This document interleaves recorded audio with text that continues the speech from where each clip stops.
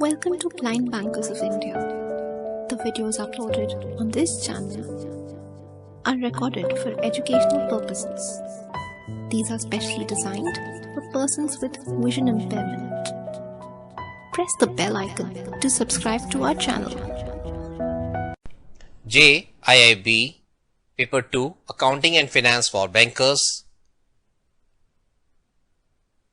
Chapter 21 Ratio Analysis. Hello friends, this is Dr. Ashwini Kumar Agarwal bringing you simplified ways to understand accounts. जब accounts की discussion चल रही है, समझ रहे हैं, तो यहाँ पर ध्यान रहे मेन फोकस है कि कॉन्सेप्चुअल अंडरस्टैंडिंग हमारी बढ़े. हम रेशियो एनालिसिस को समझने जा रहे हैं. रेशियो एनालिसिस जैसा नाम से है, रेशियो है दो डिजिट्स के बीच में. कितने टाइप के हैं, क्या इसकी इंपॉर्टेंस है, क्या इसकी लिमिटेशंस हैं, क्या इसका महत्व है बैंकिंग के अंदर, ये सब चीजें हम समझेंगे इस चैप्टर में.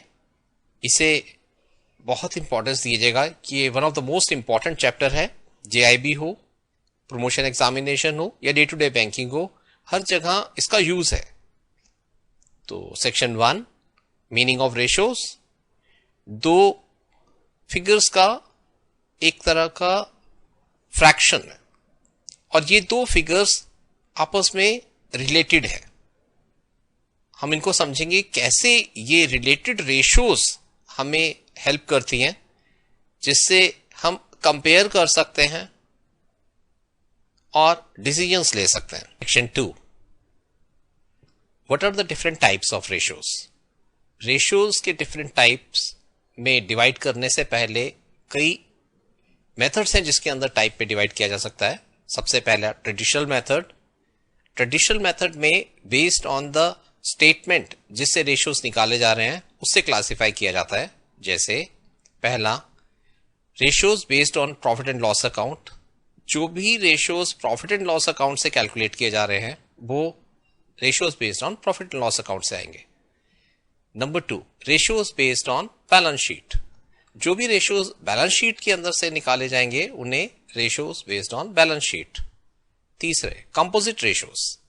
वो रेशियोज जो अलग अलग जो बुक्स हैं उससे निकाले जाएं, profit and loss account, balance sheet, उनको कंपोजिट रेशियोज कहा गया है. Second type of classification is based on functionality. Ratios का मेन यूज सॉल्वेंसी पता करने के लिए, प्रॉफिटेबिलिटी पता करने के लिए, रिपेइंग कैपेसिटी पता करने के लिए, इन सब पर्पसेस के लिए किया जाता है, जिसके बेसिस पे उनका क्लासिफिकेशन किया जाता है. तो हम देखते हैं क्या क्या क्लासिफिकेशन होता है. फ्रेंड्स, ये 3 कैटेगरीज हैं. पहला प्रॉफिट के बेसिस पर profitability ratio. Second turnover ratios. Third financial ratios. Financial ratios financial health के बारे में पता करने के लिए होता है और ये सॉल्वेंसी से रिलेटेड है. इनके फर्दर 2 हैं divisions, liquidity ratios and solvency ratio. Short term liquidity check करने के लिए liquidity ratios and long term capacity repay करने की देखने के लिए solvency ratio. Friends, what are the uses of ratios analysis. 1 help in comprehending financial analysis and financial statements. जो भी financial statements profit and loss account बनाया है, trading account बनाया है, बैलेंस शीट सिचुएशन है, उसका कंपैरेटिव स्टडी को समझने के लिए, कॉम्प्रिहेंड करने के लिए रेशियोज एनालिसिस बहुत जरूरी है, बहुत हेल्पफुल है. Second inter firm comparison. एक फर्म का दूसरे फर्म से कंपैरिजन या फर्म का इंडस्ट्री लेवल से कंपैरिजन पॉसिबल है बिकॉज ऑफ रेशियोज. इससे डिसीजन लेने में मैनेजमेंट को आसानी रहती है और बैंकर के लिए भी समझना कि ऑर्गेनाइजेशन की मैनेजमेंट कितने अच्छे से मैनेज कर रही है अफेयर्स को, बिजनेस को कितने अच्छे से चलाया जा रहा है, बिजनेस एंटिटी की फाइनेंशियल हेल्थ कैसी है, ये सब इससे मालूम पड़ जाता है. इसी से पता लगता है कौन सी फर्म स्ट्रांग है, कौन सी फर्म वीक है. Third intra firm. Intra firm के बीच में ही एक डिवीजन और दूसरे डिवीजन के बीच में, एक सेक्शन और दूसरे सेक्शन के बीच में रेशियो एनालिसिस के बेसिस पर हम एक ब्रांच और दूसरी ब्रांच के बीच में फोर्थ प्लानिंग, मैनेजमेंट, इन सब के डिसीजंस के अंदर रेशियो एनालिसिस से प्रोवाइड की इंफॉर्मेशन बहुत यूजफुल रहती है। फ्रेंड्स, हमने रेशियो एनालिसिस के कुछ एडवांटेजेस देखे, कैसे वो मैनेजमेंट में हेल्प करती है, inter firm comparison, intra firm comparison और सही डायरेक्शंस देने के लिए यूजफुल है। Next, what are the limitations, क्या सीमाएं हैं रेशियो एनालिसिस की। पहला, रेशियोज लिमिटेड इंफॉर्मेशन प्रोवाइड करती हैं, पूरा मार्केट सिनेरियो के बारे में इससे मालूम नहीं पड़ता। बहुत सारे मल्टीपल फैक्टर्स हैं जो बिजनेस की डायरेक्शन को और उसके परफॉर्मेंस पे इंपैक्ट कर रहे हैं, उनके कुछ ही सेक्शन को ये रिफ्लेक्ट कर सकती है, टोटल रिफ्लेक्शन नहीं कर सकती। Number 2, ratios are based on कितने अच्छे से अकाउंटिंग रिकॉर्ड्स रखे गए हैं, कितने सिस्टमैटिकली अकाउंटिंग रिकॉर्ड्स मेंटेन किए गए हैं, कितनी ट्रांसपेरेंसी मेंटेन करी गई है, तो ही सही रेशियो एनालिसिस पॉसिबल है। अगर अकाउंट्स में मैनिपुलेशन हो जाएगा तो रेशियो का रिजल्ट्स भी डिजायरेबल नहीं होगा।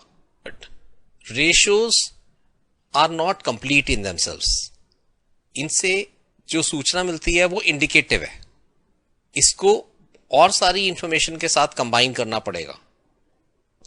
फोर्थ, विंडो ड्रेसिंग, रेशियोज के थ्रू विंडो ड्रेसिंग भी की जाती है, थोड़ा सा मैनिपुलेशन करके अकाउंट्स को, रेशियोज को बेटर वे में रिफ्लेक्ट किया जाता है, जिससे मिसगाइडिंग रिजल्ट्स आते हैं।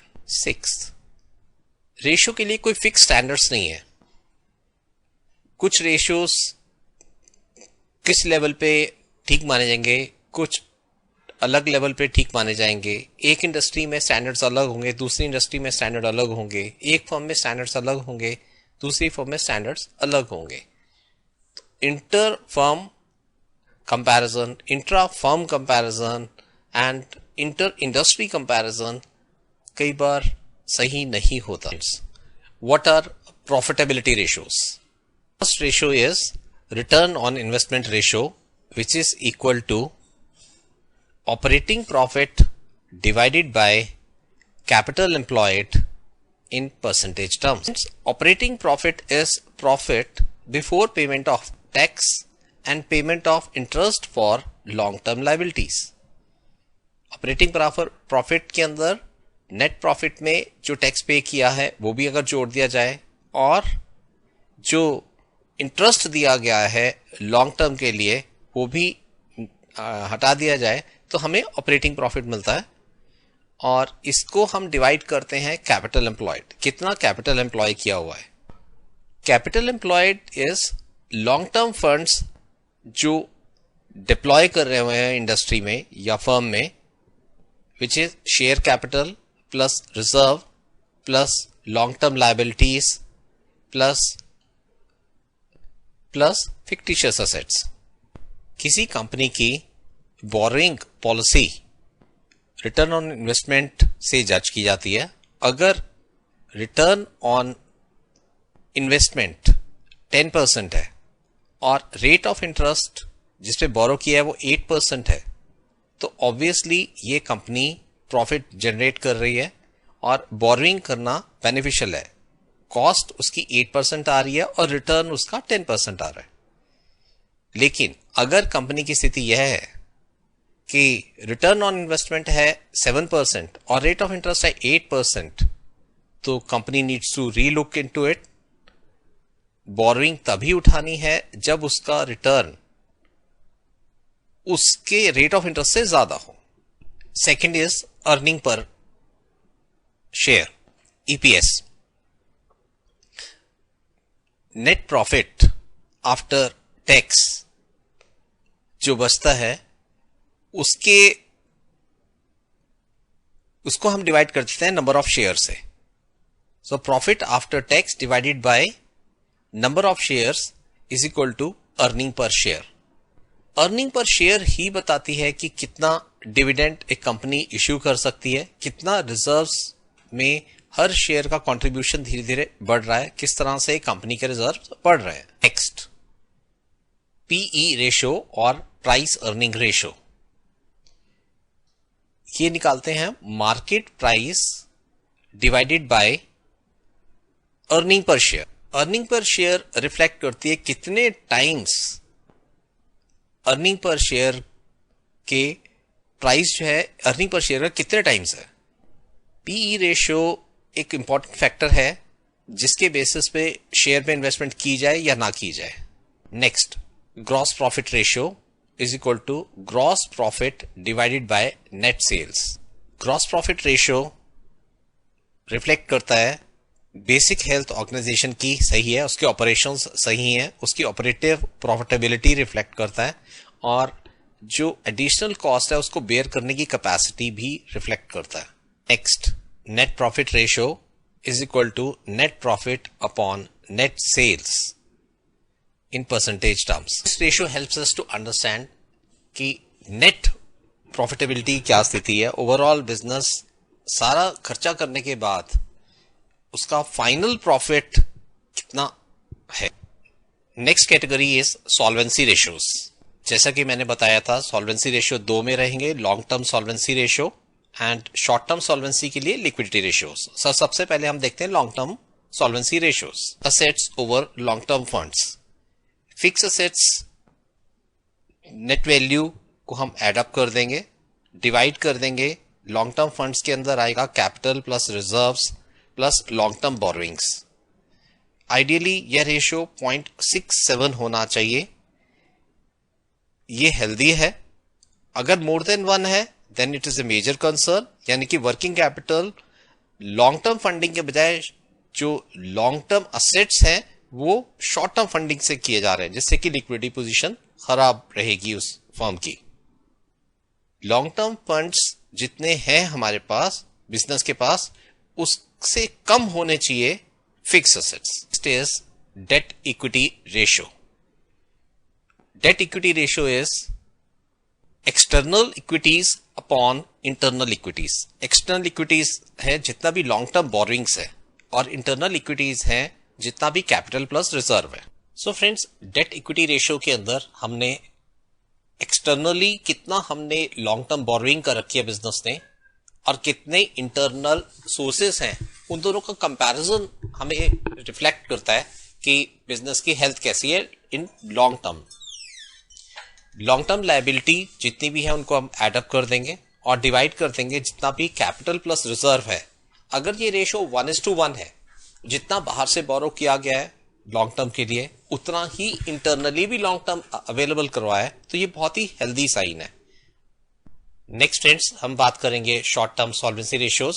ये बहुत इंपॉर्टेंट है फ्रेंड्स। हम जानते हैं करंट असेट्स इंक्लूड करता है कैश या वो सब चीजें जो विद इन 1 ईयर कैश में कन्वर्ट हो जाती हैं। Stocks, semi finished goods, bills receivable, ये सब के सब आते हैं करंट असेट्स के अंदर। और करंट लायबिलिटीज वो सब चीजें जो विद इन अ ईयर पे करनी है, बिल्स पेएबल या outstanding expenditures like outstanding interest payments, instalments due, all these thing fall under current liabilities. जितनी भी पेमेंट्स इस साल के अंदर अंदर हमें कंट्रीब्यूट करनी है वो हमारी हैं करंट लायबिलिटीज। फ्रेंड्स, यहां पर इंपॉर्टेंट है बुक डेट्स जो 6 महीने से ज्यादा के हैं, यानी कि बिल्स रिसीवेबल जो 6 महीने से ड्यू हैं और अभी नहीं आए, उनको हम करंट असेट्स में नहीं लेंगे। आइडियल करंट रेशियो इज 2:1, यानी current assets should be double the current liabilities. If current ratio is more than 2 से ज्यादा है करंट रेशियो, तो ये हेल्दी नहीं है। इसका मतलब करंट असेट्स जरूरत से ज्यादा हेल्ड बैक करे जा रहे हैं क्योंकि उसकी कॉस्ट होती है। और अगर करंट रेशियो लेस देन 2 है तो भी लिक्विडिटी क्रंच कभी भी हो सकता है। तो इसलिए आइडियल सिचुएशन होती है कि हम करंट रेशियो को बिजनेस में 2 के आसपास या 2 के आसपास रखें। नेक्स्ट, एसिड टेस्ट रेशियो और also known as acid test ratio or liquidity ratio. Quick ratio is equal to quick assets upon current liabilities. Quick assets के अंदर करंट असेट माइनस स्टॉक जो इमीडिएटली कैश में convert नहीं हो सकता। An ideal quick ratio is 1:1। Quick assets और current liabilities लगभग बराबर होनी चाहिए। इससे फाइनेंशियल हेल्थ अच्छी मानी जाएगी उस बिजनेस की। नेक्स्ट फ्रेंड्स, हम बात करते हैं turnover ratios. First, stock turnover ratio. It is equal to cost of goods sold divided by average stock. Average stock और एवरेज इन्वेंट्री का कैलकुलेशन कैसे होगा? दो मेथड है। हर महीने के एंड में इन्वेंट्री कितनी है उसको टोटल करके 12 से डिवाइड कर दें, या फिर inventory at the start of the financial year, at the end of the financial year, दोनों को ऐड करके 2 से डिवाइड कर दें। वो एवरेज इन्वेंट्री निकल आएगी। जैसा क्वेश्चन में दिया गया है उसी तरह से हमें आंसर करना होगा। जितना इन्वेंट्री रेशियो हाई होगा उतना गुड्स तेजी से बिक रहे हैं। अगर इन्वेंट्री लो होगा इसका मतलब गुड्स बिक नहीं रहे हैं, इनएफिशिएंट है ऑर्गेनाइजेशन अपने गुड्स की मार्केटिंग करने में। हायर रेशियो शो करेगा कि इन्वेंट्री की लिक्विडिटी बहुत अच्छी है। नेक्स्ट, डेटर्स टर्नओवर रेशियो और debtors velocity. Debtors turnover ratio is equal to credit sales divided by average account receivable. Terms receivable includes account receivable is equal to bill receivable plus trade receivable. जितना debtors turnover ratio high होगा उतनी debtors की liquidity है, bill receivable की efficiency है, liquidity management better है। Higher debtor turnover ratio show करता है कि business के अंदर funds को quickly collect किया जा रहा है। Next is debt collection period ratio. Collection period is equal to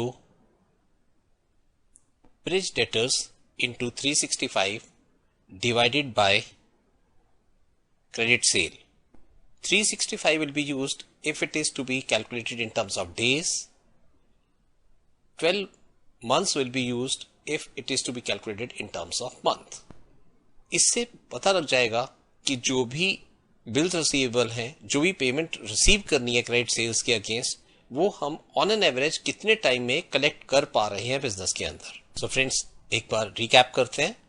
ratio analysis primarily दो फिगर्स का रेशियो है जो कोरिलेटेड है। जैसे करंट असेट और करंट लायबिलिटीज आपस में कनेक्टेड है, तो करंट रेशियो निकालते समय current asset upon current liabilities जो कि डिजायरेबल है 2:1 होना चाहिए। Quick ratio quick asset divide by current liabilities जो 1:1 होना चाहिए। ये से हमें शॉर्ट टर्म लिक्विडिटी पता लगती है। इसी तरह से हम एक्टिविटी रेशियोज पे जाते हैं, तो एक्टिविटी रेशियोज में हमने देखा कि डेटर्स टर्नओवर रेशियो कितनी तेजी से डेटर्स टर्नओवर कर रहे हैं, या एवरेज कलेक्शन पीरियड, ये हम लोगों ने चीजें देखी एक्टिविटी रेशियोज।